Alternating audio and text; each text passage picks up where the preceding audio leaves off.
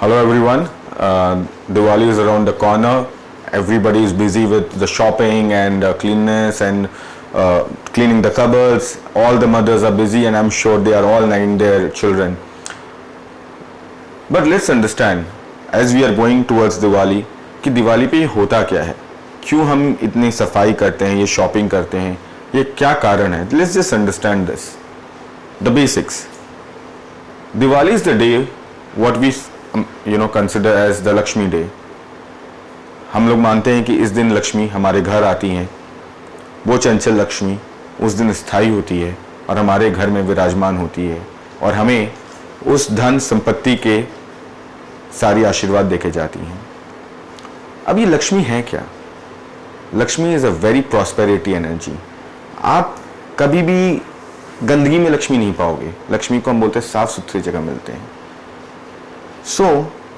एक बात कही जाती है कि likewise energies attract each other.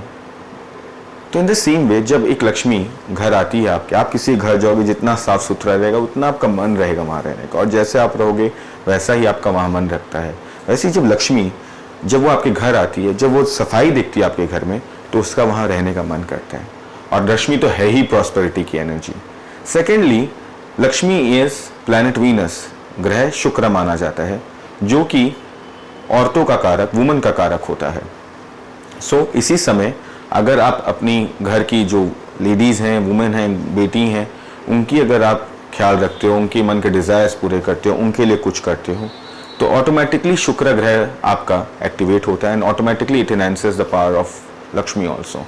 So that's the reason we go to shop jewelry, clothes, everything, because all these are connected to Lakshmi. So next time आप जब shopping करते हैं तो आप ये ध्यान रखिए कि आपने लक्ष्मी का ही आगमन किया. तो हम लोग बोलते हैं अरे लक्ष्मी खर्च हो गई. लक्ष्मी खर्च हुई लेकिन वापस लक्ष्मी ही घर आई. इसलिए हर बार आप जब ये शॉपिंग करते हैं तो ये मत सोचिए कि आपके खर्चे हो रहे हैं. कुछ लोग मजाक में करते हैं अरे दिवाली आई, दिवाला निकल गया. ऐसा मत कहिए. दिवाली आई तो लक्ष्मी आई. लक्ष्मी ने आपको इतना दिया कि आपने घर में इतना कुछ कर पाए. और तीसरी बात मैं ये कहना चाहूँगा कि बहुत बार मैं सुनता हूँ और ये मेरा मानना है कि जब ये कुछ त्यौहार आते हैं तो बहुत तरह की कन्फ्लिक्ट्स, इश्यूज वर्ल्ड ओवर होते हैं. क्यों होते हैं? कि आप ये समझिए जैसे हम विजयदशमी कुछ दिन पहले मनाए, उस दिन हम मानते हैं कि भाई रावण का वध हुआ या महिषासुर को दुर्गा ने विजय पाया. आप ये बात समझो कि अगर उस दिन वध हुआ रावण का, तो उसके पहले तो बहुत दिन वो बैटल चली थी. 8 दिन, 10 दिन, 5 दिन युद्ध हुआ, बहुत तरह की बातें हुई, बहुत तरह की इश्यूज हुई. तो वो अगर तिथि को हम लोग उस नक्षत्र को एक विजयदशमी मानते हैं या दिवाली मानते हैं या होली मानते हैं, तो ये समझो 5-7 दिन बहुत कड़े बीतते हैं उसके पहले. तो क्या होता है कि जब हमारे यहाँ भी ये दिवाली अब आती है, ये 5-7 दिन, 10 दिन थोड़े कड़े माने जाते हैं. It's little stronger than what it is to B.